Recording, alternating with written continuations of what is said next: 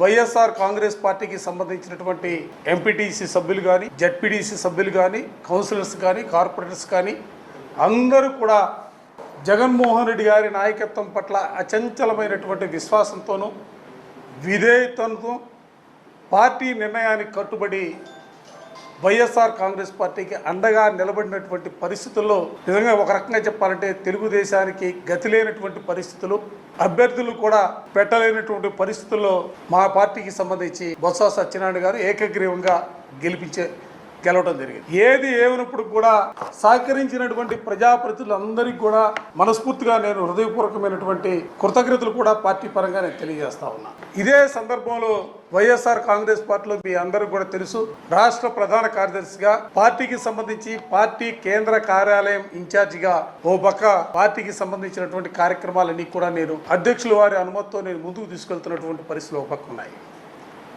మరో పక్క శాసన మండలిలో ఎల్ఓపిగా లీడర్ ఆఫ్ అపోజిషన్ పార్టీగా పార్టీ అధ్యక్షులు జగన్మోహన్ రెడ్డి గారు నన్ను నియమించినటువంటి పరిస్థితులు కూడా మీ అందరికీ కూడా తెలుసు. కానీ ఈరోజు రాష్ట్రంలో జరుగుతున్నటువంటి రాజకీయ పరిణామాల ప్రక్రియలో ఆలోచన చేసిన, ఎందుకంటే ఈరోజు శాసన మండలి సభ్యునిగా ప్రమాణ స్వీకారం చేసినటువంటి బొత్స సత్యనారాయణ గారి గురించి ఆలోచన చేసిన నాకెందుకు అనిపించి నేను మా అధ్యక్షులు గౌరవనీయులు జగన్మోహన్ రెడ్డి గారిని కలిసి ప్రస్తుతం ఉన్నటువంటి పరిస్థితుల్లో లీడర్ ఆఫ్ అపోజిషన్గా బొత్స సత్యనారాయణ గారిని పెడితే బాగుంటుందనే భావాన్ని ఆయన ముందు వ్యక్తం చేసినప్పుడు ఆయన కూడా నేను చెప్పినటువంటి మాటకి ఆలోచన చేసి ఒకసారి నువ్వు ఆలోచన చేసుకో, ఎందుకంటే నువ్వు చెప్తున్నటువంటి మాట పార్టీ పరంగా ఆలోచన చేసినప్పుడు నువ్వు చెప్తున్నటువంటి మాట, ఎందుకంటే సీనియర్గా ఉన్నటువంటి బొత్స సత్యనారాయణ గారు ఆయన సేవలు ఆ విధంగా ఉపయోగించుకుంటే బాగుంటుంది. కానీ ఎందుకంటే నిన్ను నియమించినటువంటి పరిస్థితుల్లో నువ్వు కూడా ఒకసారి ఆలోచన చేసి మళ్ళీ తిరిగి చెప్పడం, దానిలో భాగంగా ఈరోజు ఎందుకంటే నేను మా అధ్యక్షుల వారిని కలిసి బొత్స సత్యనారాయణ గారిని లీడర్ ఆఫ్ అపోజిషన్గా ఆయన ఉంటే బాగుంటుంది, ఎందుకంటే ఆయన మంత్రిగా పనిచేశాడు, అనేక పర్యాయాలు మంత్రిగా పనిచేసినటువంటి పరిస్థితులు ఉన్నాయి.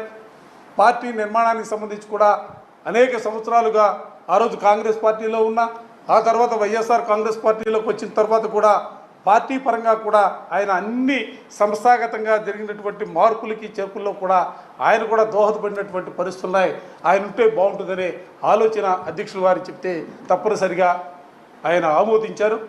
అందుకని ఆంధ్రప్రదేశ్ శాసన మండలికి సంబంధించి లీడర్ ఆఫ్ అపోజిషన్గా బొత్స సత్యనారాయణ గారిని ఈరోజు, ఎందుకంటే నేను రాజీనామా లేఖను కూడా పంపించడం జరుగుతూ ఉంది. ఎందుకంటే పార్టీకి పరంగా కూడా నేను మరోపక్క పార్టీ కేంద్ర కార్యాలయంలో పర్యవేక్షకుగా ఉంటా ఉన్నాను కాబట్టి బాధ్యతలు కూడా నాకు కూడా చాలా ఉన్నాయి. కాబట్టి ఈ లీడర్ ఆఫ్ అపోజిషన్కి బొత్స సత్యనారాయణ గారు ఉంటే బాగుంటుందనే భావంతో ఈరోజు ఆయన్ని లీడర్ ఆఫ్ అపోజిషన్గా నిర్ణయించడం జరిగింది.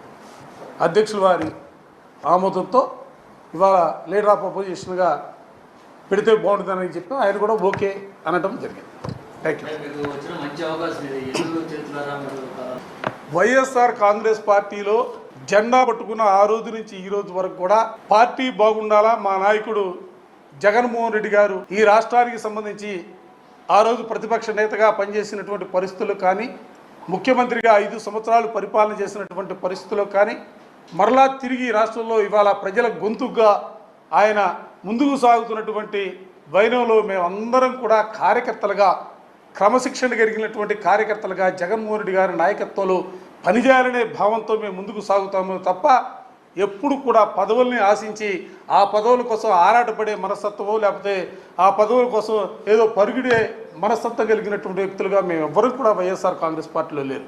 నేనే కాదు, చాలామంది నాయకులు ఈ రోజున తిరిగి రాష్ట్రానికి జగన్మోహన్ రెడ్డి గారు మరలా ముఖ్యమంత్రి కావాలా, జగన్మోహన్ రెడ్డి గారు మరలా ముఖ్యమంత్రి కావడం అంటే ఈ రాష్ట్రంలో ఉన్నటువంటి పేద ప్రజలకు సంబంధించినటువంటి ఆలోచనలు కానీ, ఆశయాలను కానీ ఆయన ముందుకు తీసుకెళ్తాడనే ఒక నమ్మకం, విశ్వాసంతో ఇవాళ మేమందరం కూడా ముందుకు సాగుతూ ఉన్నాం. అందుకే పదవుల గురించి ఎప్పుడు కూడా మేము ఆలోచన చేసే ప్రశ్నే లేదు. మా నాయకుడు జగన్మోహన్ రెడ్డి గారు, వ్యక్తిగతంగా నేనైతే నా దేవుడు జగన్మోహన్ రెడ్డి గారు అని చెప్పి నేను ప్రతి సందర్భంలో కూడా చెప్తున్నటువంటి మాట అందుకే ఇవాళ మేము ఏ పదవులు ఆశించే పరిస్థితి లేదు. జగన్మోహన్ రెడ్డి గారి నాయకత్వంలో జెండా బుధాన్ని పెట్టుకుని ముందుకు సాగే కార్యకర్తలుగా మేమంతా కూడా ముందుకెళ్ళడానికి తయారుగా ఉన్నాం.